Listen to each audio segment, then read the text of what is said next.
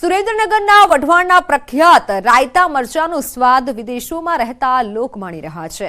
વર્તમાન મહિલા અને ગૃહ ઉદ્યોગમાં બનાવતા રાયતા મરચાનો સ્વાદ લોકોના દાઢે વળગ્યો છે। 50થી વધારે મહિલાઓ અહીં ખાસ પ્રકારના રાયતા મરચા બનાવી રોજગારી પણ મેળવે છે। ન માત્ર વઢવાણ કે સુરેન્દ્રનગર પરંતુ દેશ અને વિદેશમાંથી આ મરચા લોકો મંગાવી રહ્યા છે।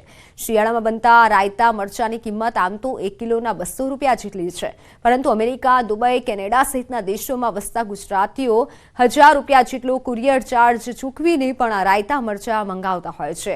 દરરોજ અહીં મહિલાઓ 250થી 300 કિલો મરચાનું ઉત્પાદન કરે છે।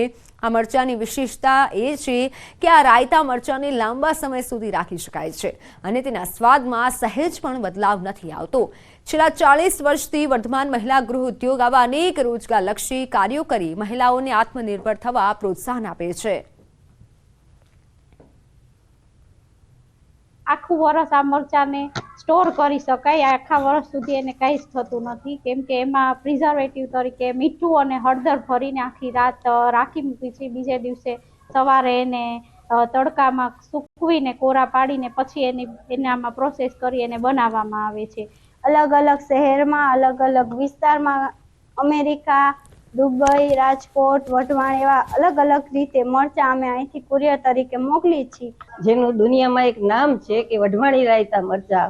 એ રાયતા મરચાનો અત્યારે અમારે ફૂલ સિઝન ચાલે છે અને હવે તો ફોરેન અને આપણા દેશના બધા શહેરોમાં આ મરચા છે એ જાય છે।